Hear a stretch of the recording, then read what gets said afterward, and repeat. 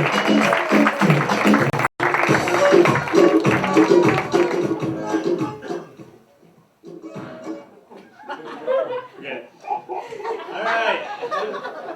you very much, you guys. Thanks for coming out. Appreciate the support, as always. If it were me in your position, I probably wouldn't come here. You know, it always sucks when parking costs more than your car. Sometimes I just want to be like, fuck it, just leave it. I'll buy something new tomorrow. It's not worth it. $20 a space. When I come back, that car better be fucking filled with diamonds. So Trojan seems like a funny brand name for a condom, doesn't it? To name your condom after the Trojans? Here's a civilization whose biggest claim to fame is letting something in because they thought it was safe. And it turns out not to be, and you lose. Yeah, perfect. Yeah, that's the brand image we want to project for our condom. Stamp that right on there. Trojan warrior. Trust. Reliability. Gullibility. People want that in their vagina. So my girlfriend bought a new car recently, and you know, they say that when you're buying a new car, the way to get a good price to negotiate well is to do your homework on the car. You know, learn everything about it, do your research. But I think an even better strategy is to do your homework on the car salesman. You know, he's like, yeah, here's the manufacturer suggested price, dealer markup, yeah. Here's a picture of your family taken through a rifle scope. Let's make a deal. Guarantee you'll get a good price. Some of you may be wondering about me. You may be wondering, what is this man's ethnicity? Well, I'll tell you, I'm what some people call Hapa, which means that I am half Asian and half, you know, regular. Growing up, I had a lot of different cultural influences pushing and pulling me in different directions. For instance, my parents often fought over whether to whip me with a leather belt or a traditional bamboo stick. I think that's pretty normal. Fighting anyway, because parents always fight. In fact, one of the biggest causes of problems in couples is that they fight over how to raise their kids, all those important child-rearing decisions. And I think I found a solution to that. What you do is you have a couple kids, right?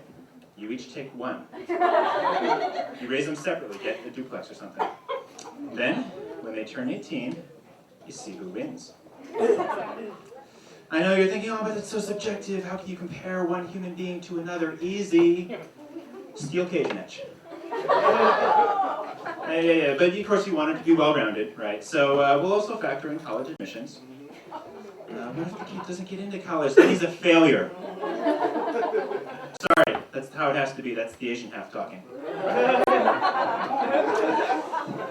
But actually, the only problem with that is that my girlfriend, like, if we had kids, she would want to have more than 2 kids because she comes from a big family. She's used to that sort of home environment. But I kind of feel like it's bad for the environment. It's a drain on resources. It's overpopulation. People shouldn't have more than 2 kids. But I've got a solution for this too. Because think about it. There's all these orphans out there, right? They're completely unwanted. They have no home. All we have to do is for every kid we have over 2, we'll kill an orphan. I know, it sounds terrible, right? But it's okay for me to say that, and I'll tell you why. My grandpa was an orphan. And that makes me a quarter orphan. So I can make orphan jokes. You can't. You shouldn't. You shouldn't. But I can. Because I understand the orphan experience. Orphans have gone through so many struggles over the years. I can relate to, say, the work of Charles Dickens or the musical Annie in ways you couldn't possibly understand. Because the orphan experience is in my blood. If, God forbid, something were to happen to my parents, I would deal with it 25% better than any of you. My parents divorced, one of them goes away forever, 12.5% more prepared. I did the math. Anyway, sorry, I got a little lecture there. I get kind of self-righteous when it comes to my heritage. Sorry about that. But I'd like to try something a little bit different right now. Do you guys see a lot of stand-up comedy? You guys know stand-up comics. You're getting dragged here. I'm sure you see a lot of this. A lot of stand-up comics like to perform with the guitar in their act. And I think that's really great. You know, it's always a big crowd pleaser, gets the energy up. And unfortunately, I can't play the guitar. But sometimes I like to pretend that I'm a guitar comic. So if you'll indulge me.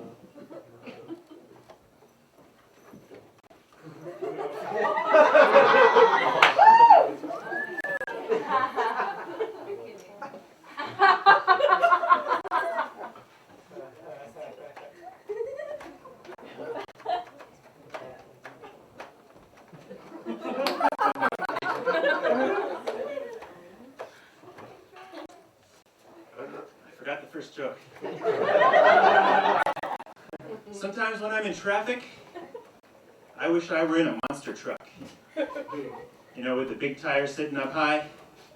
Because then I could look over the traffic and see just what's holding everything up.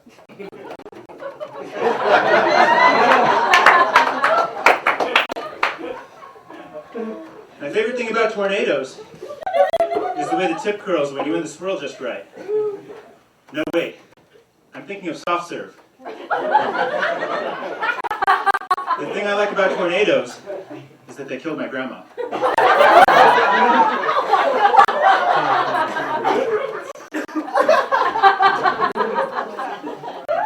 I went to a gentleman's club recently. I was really disappointed. I expected more gentlemen. Those guys were just a bunch of sleazebags.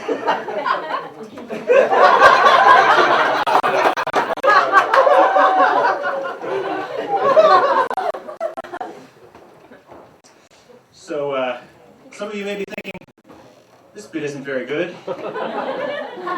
Kenny, doesn't this just make you a prop comic? I say, isn't a guitar comic really just a prop comic? It's okay to laugh. You might think you're going to hurt a guitar comic's feelings. Someone might hear you. You're probably right. Guitar comics are very sensitive.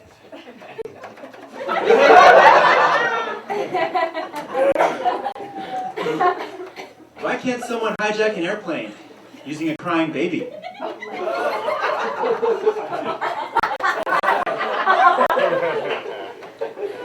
You know those signs in parks that say, no dogs allowed, except seeing eye dogs?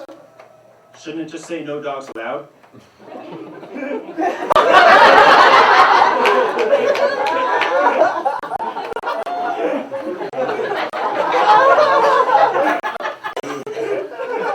The best thing about being a guitar comic is that even if you're not a very good guitar player, at least you're telling jokes.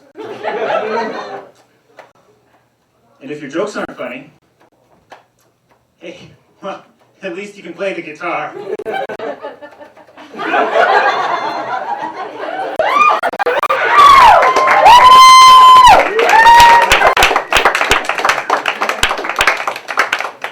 Thank you very much, Kenny Byerly.